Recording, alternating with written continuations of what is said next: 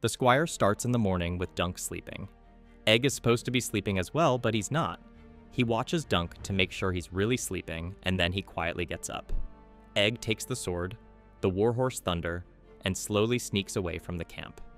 It may appear that he's stealing Dunk's most prized possessions, but that's not the case. Egg wants to practice being a squire. At first, he has trouble with the horse, who's more stubborn than a mule. But in time, Thunder warms up to Egg and becomes a willing participant in this impromptu training. Egg practices bringing the lance, then the sword, and before you know it, the morning is over. While resting, a mysterious stranger approaches Egg and asks him if the horse is stolen. Egg denies it, saying it's not stolen if he means to return it. The stranger has an eye patch, a staff and a sword on his back. He is clearly a knight.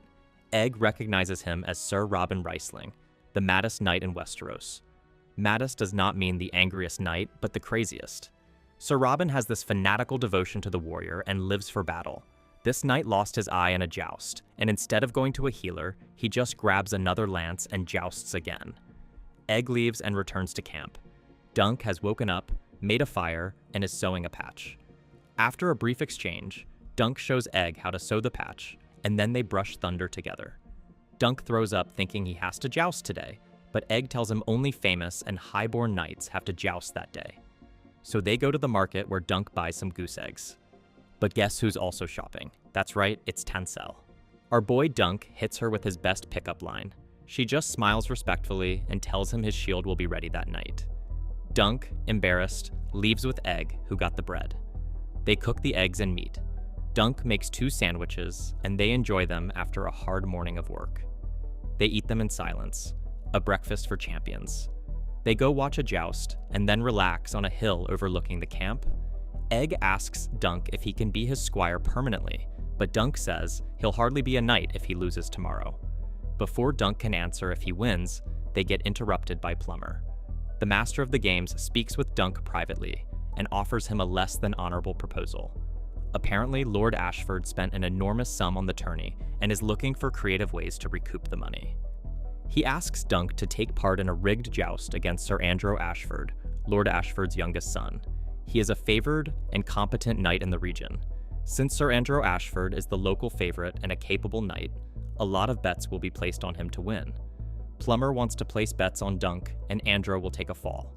Plummer will then collect the coin from the bets, and Dunk will win the horse and the armor, with the cherry on top of the cake being that Dunk joins the champions row. Plummer gives him 1 day to decide, but Dunk is unsure of what to do. Hornblast sounds signaling the next tournament match. Aerion Targaryen has to choose his opponent. He picks Sir Humphrey Harding, a knight whose coat of arms is a field of red and white diamonds. Aerion behaves in a despicable way and aims for Sir Humphrey's horse. The horse is wounded and has to be put down. Sir Humphrey breaks a leg in the process. Baelor is visibly upset. All that hard work and effort ruined by his idiot nephew. All it took was 1 joust, and all that diplomacy was out of the window. The crowd is livid in response to this dishonorable behavior. A peasant throws a cow pie at Aerion, and before you know it, it's a full-on riot. The enraged crowd starts to jump over the fence, and the guards cannot contain them. The Kingsguard arrive to protect the prince and to give the other guards some help. Dunk and Egg leave when they see the situation turn unpleasant.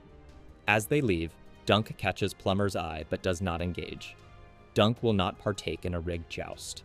He will not start his career as a knight with a dishonorable act.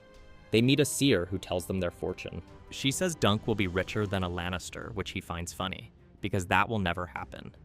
Dunk urges the witch to reveal Egg's future. The woman is surprised by Egg. She says he will be king and will die in a hot fire. Everyone who knows him will rejoice in his passing. Egg is shocked, and the words affect him deeper than Dunk realizes. Dunk finds it funny and gives her a copper star for the laugh. Raymond Fossaway invites them for cider in the Fossaway tent.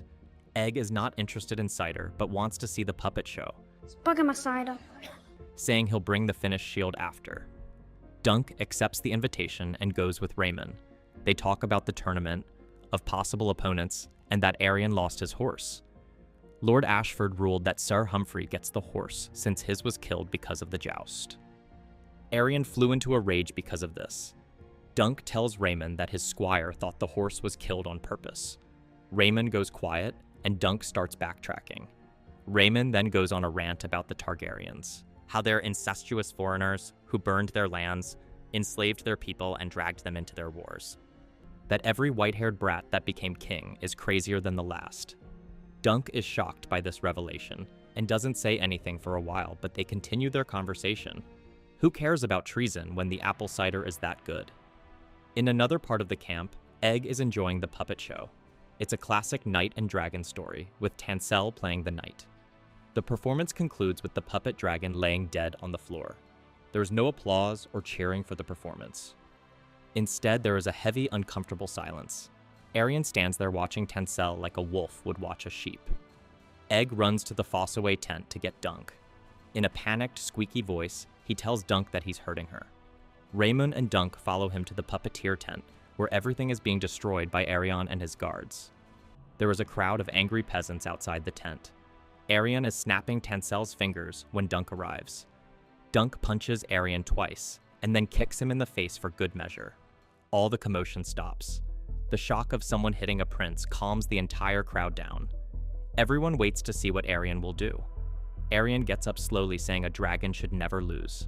He says that Dunk loosened one of his teeth, and he'll start by breaking all of his in return. 3 guards prepare to do just that when Egg steps forward. Egg orders the guards by name to release Dunk, revealing his true identity. Egg is one of the missing princes named Aegon Targaryen who cut his hair to hide his identity. The guards obey him, and Aerion is annoyed. Dunk is shocked beyond belief that his squire is actually a prince in disguise. He never realized, but there were clues. I'll do a separate video later on this. This episode is the inciting incident of the entire season, and it was a good one. It shows Dunk as a naive do-gooder, but this is to his own detriment. Dunk actually believes in the chivalric code, and he wants to live by it. We see this demonstrated when Plummer approaches Dunk with a guaranteed win. The other knight would lose on purpose, and Dunk will join the champion's row, get a horse and armor as a reward. The horse and armor could be sold for silver stags, and he could make some money that way. It seems like a great arrangement, but not to Dunk. This is dishonest and dishonorable. Dunk rejects the offer, much to Plummer's disappointment. Next, we see him defending the weak. He defends Tanselle when Aerion was breaking her fingers. He didn't stop to think that the attacker was a prince. This gets him into huge trouble. This is a serious crime in Westeros, and in the real world. The punishment could be as grave as an execution. Commoners cannot touch the royals. As satisfying as watching Aerion's face get punched and kicked, this has astronomical consequences for our boy, Dunk. This episode also shows the dismal public opinion of the Targaryens. Not only are people not as afraid of them anymore, but they are hated and even disrespected. We see an example of this when Aerion aims for the horse and plays dirty. A peasant throws something at Aerion, and then the crowd just erupts with anger. They were ready to tear him limb from limb. Then we get Raymond Fossaway, who's comfortable enough to go on a rant about the royal family. Not to mention the angry crowd outside Tanselle's tent. I don't think that the people would be so openly apprehensive if they still had dragons. The Targaryens slowly lost power and prestige that people are questioning their right to rule. They kneeled to dragons, but the dragons are now gone. Baelor Breakspear knows this, and tries to take steps to rectify the public opinion of the people. But his nephew Aerion does not care. We see Baelor wincing when Aerion aims for the horse. Baelor knows this is a bad look for the Targaryens, and their effort to sway the people was damaged. Maekor did not appear this episode. His chair next to Baelor was empty. He was out looking for his missing sons, one which turned out to be Egg. There was a prophecy that was mentioned this episode which Dunk does not believe. The fortune teller says that Dunk will be richer than a Lannister. This is a reference to the Game of Thrones TV show, when Joffrey Baratheon was flipping through the Book of Brothers, the official chronicle of the Kingsguard Knights. It's a history of sorts that recorded each Kingsguard's great deeds. Joffrey says that Sir Duncan has 4 pages and must have been quite a man. 4 pages for Sir Duncan. He must have been quite a man. Then he prods Jaime Lannister, telling him that someone forgot to write down all his great deeds. Jaime Lannister did not even have a full page, the last entry being, pardoned by King Robert Baratheon, thereafter known as the Kingslayer. I guess the prophecy was referring to great deeds, not wealth. In all fairness, it does come true. Egg's prophecy takes a dark turn. The The seer says that Egg will be king, which Dunk laughs off because how can an orphan from the slums of King's Landing be king? It just seems impossible, and it's just funny. But by the end of the episode, when Egg is revealed to be a prince, this might actually turn out to be true. Spoiler alert, Egg actually does become king, and reigns as Aegon V. He does have a tragic end in the tragedy of Summerhall. But that happens 40 to 50 years from the events of this tourney, and the author didn't provide any details of this event because he did not finish the book series. The fortune teller seems to be the real deal, a copper star well spent. Ser Robin Riesling is introduced in this episode. Not much to tell about him, except that he'll be important in the future episodes. We did not get a gross scene this episode except the scene with Ser Robin Riesling's eye. Was it necessary? No. They could have shot around it. It just seems gratuitous at this point. They have to subvert expectations, I guess. The writers and showrunner also made Egg sing dirty songs and discuss the contents of those songs. It doesn't seem like they care that the actor who plays Egg is still a child. It's just kind of sleazy of them. A child should not be exposed to that kind of explicit material. I'm just surprised that they didn't take steps to shield him from this type of thing. Anyway, that's all for now. Thanks for watching. I'll see you in the next video.